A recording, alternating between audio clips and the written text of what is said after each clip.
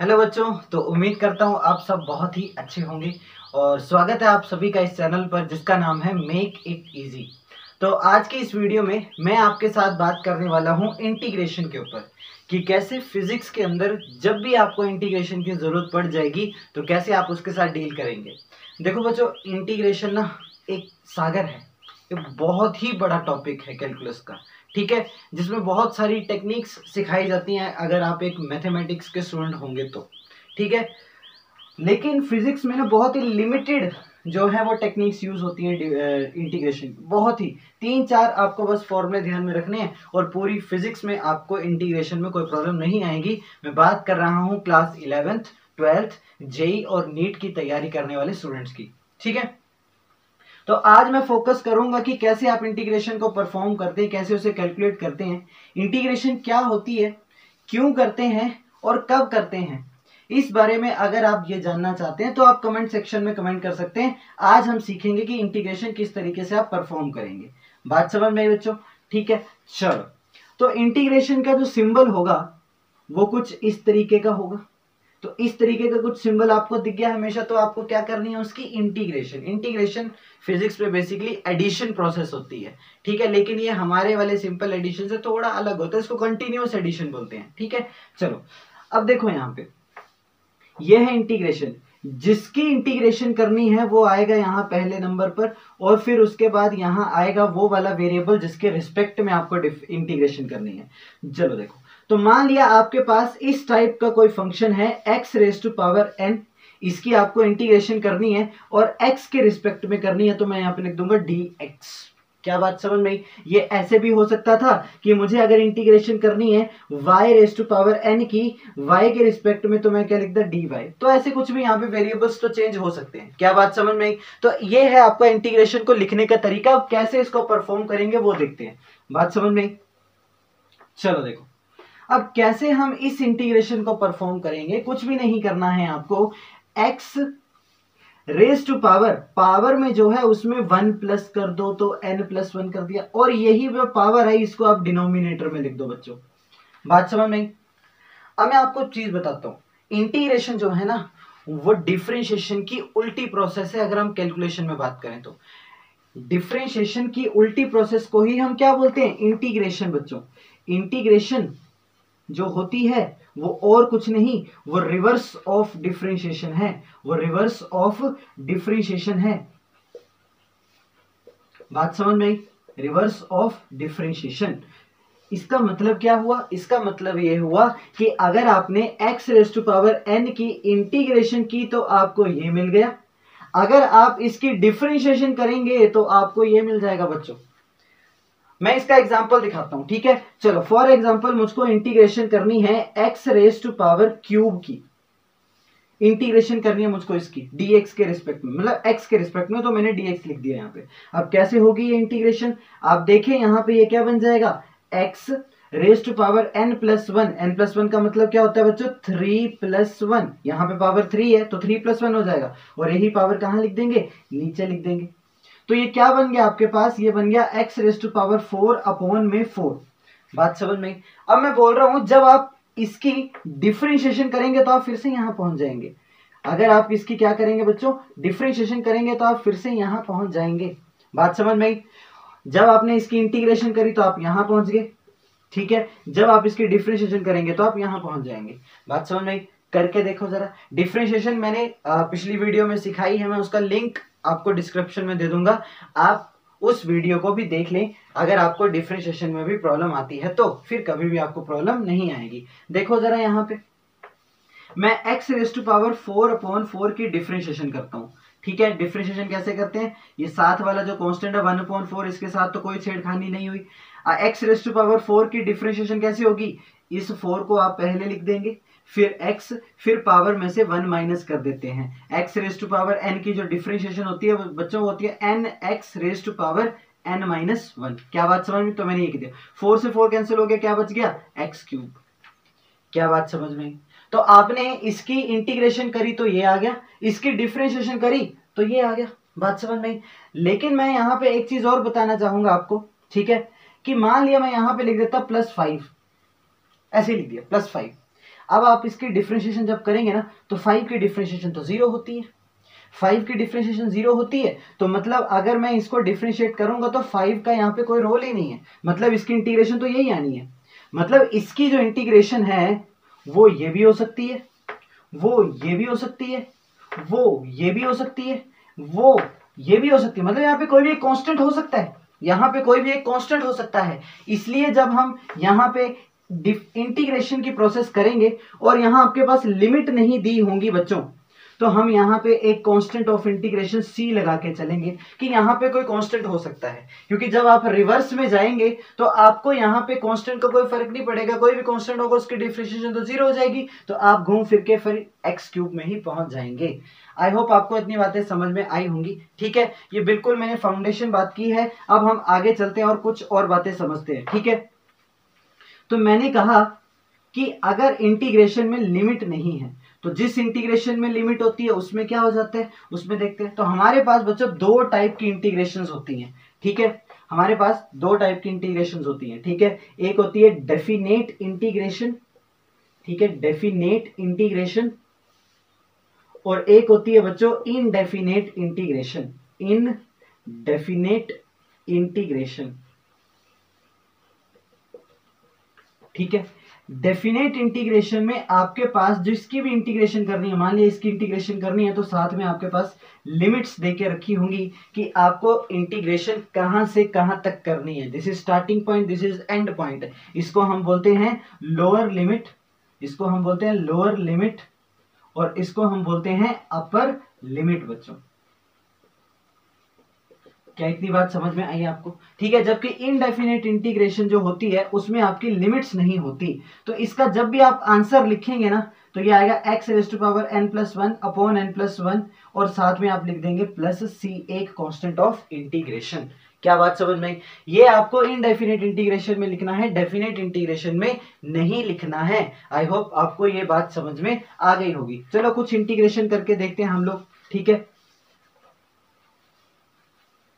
तो देखो ध्यान से, फॉर एग्जाम्पल मुझको इंटीग्रेशन करनी है t³ dt की, तो क्या आप इस इंटीग्रेशन को कर पाएंगे? लिमिट नहीं लिखी है, लिमिट लिखी होगी तो क्या करेंगे वो मैं अभी बताऊंगा आपको। ठीक है, तो चलो देखो ये क्या हो जाएगी, t⁻3+1 4 अपॉन 3+1 4, और प्लस में क्या लिख दूंगा बच्चों, c लिख दूंगा। बात समझ? This is constant of integration. हालांकि फिजिक्स में बहुत ही कम बार ऐसा होता है कि बिना लिमिट वाली इंटीग्रेशन हम करते हैं, और जब बिना लिमिट वाली इंटीग्रेशन करेंगे तो कोई ना कोई कंडीशन वहां पे ऐसी गिवन होगी जिससे आप c की वैल्यू निकाल पाएंगे। फिलहाल आप इतना याद रखें कि यहाँ पे एक कांस्टेंट होता है जो कि अलग अलग कंडीशन में अलग अलग आता है। बात समझ में आई?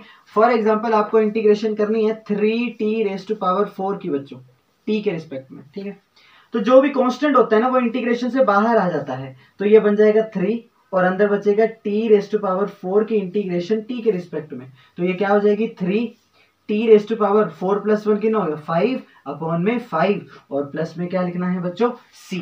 बात समझ में आई? अब मान लिया आपके सामने सिर्फ ये लिखा है dt, इसकी इंटीग्रेशन क्या होगी बच्चों t। अगर लिखा है सिर्फ dx, इसकी इंटीग्रेशन क्या होगी बच्चों x। सिर्फ लिखा है dy, तो इसकी इंटीग्रेशन क्या होगी बच्चों y। मतलब ये d हट जाएगा, dx is very small part, छोटे छोटे पार्ट्स को जोड़ेंगे तो कंप्लीट x मिल जाएगा, छोटे छोटे y को जोड़ेंगे तो कंप्लीट y मिल जाएगा। ये हुआ कैसे मैं इसको बताता हूँ। यहाँ पे ना कुछ भी नहीं है, कुछ भी नहीं मतलब 1 है, 1 को मैं ऐसे लिख सकता हूँ t⁻0, क्योंकि 1 को हम किसी की भी पावर 0 लिख सकते हैं। तो जब मैं t की पावर को 0 लिखूंगा और ये वाला फॉर्मूला लगाऊंगा तो क्या बनेगा, t⁻0+1 अपॉन में 0+1, और प्लस में कितना आ जाएगा बच्चों c आ जाएगा। तो आप देखें यहाँ क्या बना मेरे पास, t पावर में 1 ही है तो t ही लिख सकता हूँ, नीचे भी 1 है तो कोई फर्क नहीं पड़ेगा, तो प्लस c। तो सिंपल dt की इंटीग्रेशन t, dx की इंटीग्रेशन x, dy की इंटीग्रेशन y। तो आज के बाद कभी भी फिजिक्स में ऐसे जरूरत पड़ेगी तो हम सीधे उसको लिख देंगे। बात समझ में? अब देखते हैं अगर बीच में प्लस माइनस आ जाए तो कैसे उसके साथ डील करना है हमको। ठीक है, जैसे फॉर एग्जाम्पल मैंने बोला कि आप इसकी इंटीग्रेशन करो x² + 3x + 5 dx, इसकी इंटीग्रेशन करनी है आपको। क्या बात समझ में? तो क्या आप इसकी इंटीग्रेशन कर पाएंगे? बहुत आराम से कर पाएंगे। अगर बीच में प्लस है तो सबको आप अलग अलग से तोड़ दें, तो ये क्या बन जाएगा x² dx, इसकी integration, plus integration of 3x dx इसकी integration plus integration of 5dx इसकी इंटीग्रेशन। तो सबके इंटीग्रेशन आप क्या कर दो, अलग अलग कर दो। क्या इतनी बात समझ में आई आपको? ठीक है, अब कर दो इसकी इंटीग्रेशन, तो फॉर्मूला लगा दो। x की पावर 2 + 1 कितनी होती है 3/3 प्लस 3 जो है वो इंटीग्रेशन से बाहर, कांस्टेंट जो है इंटीग्रेशन से बाहर, तो बाहर आ गया। अब यहाँ पे देखो x की पावर 1 है, तो x की पावर 1 + 1 कितना हो गया 2/1 + 1 कितना हो गया 2 प्लस 5 और अंदर क्या बचा सिर्फ dx की इंटीग्रेशन मैंने बताई क्या हो जाएगी x, और लास्ट में हम क्या लगा देंगे +c। क्या इतनी बात समझ में आई बच्चों? ठीक है, तो ये तो है आपके पास बच्चों इनडेफिनिट इंटीग्रेशन का सबसे सिंपल फॉर्मूला। मैं 2-3 फॉर्मूले आपको और बताऊंगा जो कि आप बार बार यूज करते हैं, और फालतू के फॉर्मूले नहीं बताऊंगा। जो आप फिजिक्स में फॉर्मूले यूज करेंगे सिर्फ वही फॉर्मूले मैं आपको बताऊंगा। क्या इतनी बात समझ में आई आपको? ठीक है, तो देखो जरा, एक तो ये आ गया मेरे पास x⁻n dx, क्या इंटीग्रेशन होगी इसकी x⁻n+1/n+1। Integration of sine x क्या होती है बच्चों? इंटीग्रेशन ऑफ साइन x होती है -cos x। बात समझ में? सब में +c लगेगा, मैं यहाँ पे नहीं लगा रहा हूँ। ठीक है, अच्छा, इंटीग्रेशन ऑफ cos x क्या हो जाएगी बच्चों? cos x की इंटीग्रेशन हो जाती है sin x। बात समझ में? इसके अलावा 1/x की जो इंटीग्रेशन होती है वो होती है log x। बात समझ में आई? और e⁻x की जो इंटीग्रेशन होती है वो होती है e⁻x। क्या इतनी बातें समझ में आई? बस इतने फॉर्मूले आप ध्यान में रखें, इसके अलावा कोई फॉर्मूला आपका फिजिक्स में कभी यूज नहीं होगा। ठीक है, अब यहाँ पे देखें, इसकी इंटीग्रेशन ये, तो इसकी मैं डिफरेंशिएशन करूंगा तो ये मिल जाएगा। इसकी इंटीग्रेशन ये, तो इसकी डिफरेंशिएशन करूंगा तो ये मिल जाएगा। इसकी इंटीग्रेशन ये, डिफरेंशिएशन ये, इसकी इंटीग्रेशन ये, इसकी डिफरेंशिएशन ये, इसकी इंटीग्रेशन ये, तो इसकी डिफरेंशिएशन ये। यही है बच्चों, integration is nothing but reverse differentiation अगर हम बात करें तो। क्या इतनी बातें समझ में आई आपको? ठीक है, तो आप देखें यहाँ पे मैं आपको एक एग्जांपल देता हूँ, फिर मैं आपको बताता हूँ कि लिमिट्स के साथ कैसे डील करेंगे हम लोग। ठीक है, तो देखो, मैंने बोल दिया कि आपको इंटीग्रेशन करनी है, मान लिया sin x + 3x² की इंटीग्रेशन करनी है x के रिस्पेक्ट में। तो आप कैसे करेंगे बच्चों? तो सबसे पहले तो sin x की इंटीग्रेशन आप अलग से कर देंगे, प्लस 3x² dx की इंटीग्रेशन आप अलग से कर देंगे।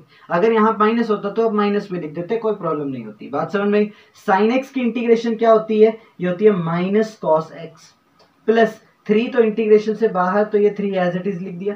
x² की इंटीग्रेशन क्या हो जाएगी? x की पावर 2 + 1 3/2 + 1 3, और प्लस में कितना आ जाएगा c। तो ये कितना बन गया बच्चों? -cos x, 3 से 3 cancel, plus x³ plus c। क्या इतनी बात समझ में आई आपको? ठीक है, तो यह है आपका बच्चों इनडेफिनेट इंटीग्रेशन को करने का तरीका। अब हम देखते हैं कि डेफिनेट इंटीग्रेशन होती है और लिमिट्स जब लगी होती हैं तो उसको कैसे उसके साथ डील करते हैं। बात समझ में आई? तो मान लिया मैं डेफिनेट इंटीग्रेशन कर रहा हूं यहाँ पे, डेफिनेट इंटीग्रेशन।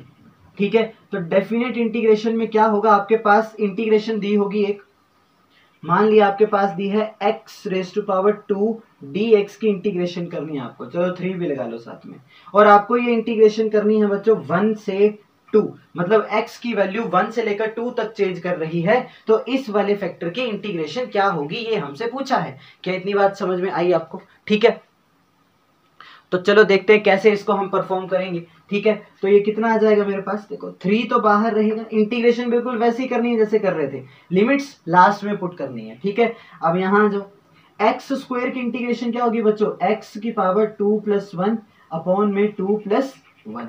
ठीक है, और लिमिट कहाँ से कहाँ? फिर 1 से 2। अब इंटीग्रेशन बिल्कुल वैसे ही की है हमने जैसे हम पहले कर रहे थे, लास्ट में बस आपको लिमिट्स पुट कर देनी है। अब लिमिट कैसे पुट करेंगे हम लोग? मान लीजिए ये बन गया x³ और पावर में कितना है 1, सॉरी पावर में नहीं, ये है लिमिट्स 1 से 2 तक। तो आप क्या करेंगे? सबसे पहले इस x की जगह इस अपर लिमिट को डालें, मतलब x की जगह 2 को डालें, तो ये बन जाएगा 2³।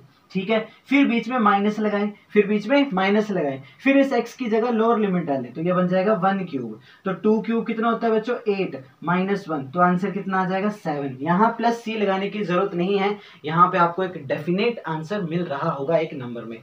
क्या इतनी बात समझ में आई आपको? ठीक है, इसको रब कर रहा हूं मैं, कर दिया। ठीक है, एक और करते हैं इसमें। ठीक है, मान लिया आपको इंटीग्रेशन करनी है करनी है 3x³ माइनस 2x dx।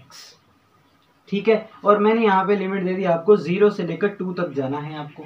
क्या बात समझ में आई? तो चलो पहले तो इंटीग्रेशन करनी है, पहले तो लिमिट को भूल जाओ। तो इंटीग्रेशन देखो कैसे करेंगे। सबसे पहले इंटीग्रेशन करेंगे 3 मैंने बाहर निकाल लिया x³ dx की, कहां से कहां 0 से 2, फिर माइनस लगा दो बीच में, 2 यहाँ पे बाहर आ जाएगा तो अंदर इंटीग्रेशन किसकी x dx की, कहां से कहां 0 से 2। कुछ भी नहीं किया मैंने, अलग अलग से इनको तोड़ दिया। बात समझ में आई? अब आप इंटीग्रेशन करो 3x³ 3 + 1 4 अपॉन में 4, कहां से कहां जाना है 0 से 2 माइनस 2, यहाँ पे x की इंटीग्रेशन, x की पावर यहाँ 1 है तो 1 + 1 2 अपॉन में 2, कहां से कहां 0 से 2।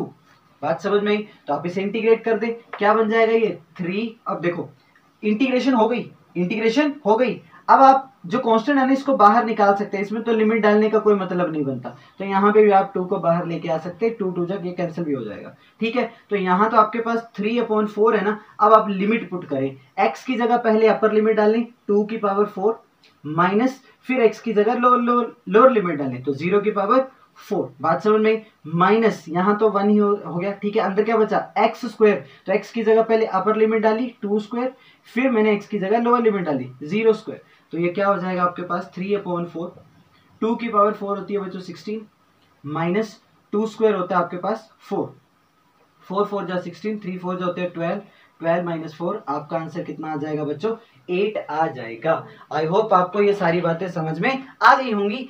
इतना ही यूज होता है इंटीग्रेशन का, इसको आप ध्यान में रखें। इंटीग्रेशन का अगर आप कॉन्सेप्ट समझना चाहते हैं थ्योरेटिकल, तो आप कमेंट सेक्शन में कमेंट करें। ठीक है, प्रैक्टिस करें। तब तक के लिए थैंक यू, लव यू।